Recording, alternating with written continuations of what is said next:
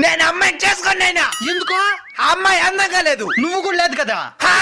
అదంతా నాకు తెలుసు. నాకు అందమైన అమ్మాయి కావాలా. ఇదే మాట ఆ అమ్మాయి చెప్తే ఏం చేస్తావో? నాకు అందం కావాలా. ఎంత కావాలా? ఇంత కావాలా. దానికి రెండింతల అందమైన అమ్మాయిని చూపిస్తాను పద. ఏంది అందమైన అమ్మాయి అని చెప్పి ఈ చెట్టు కిందకి తీసుకొచ్చినవే? ఈ చెట్టు కింద నీకు జ్ఞానోదయం అవబోతుంది.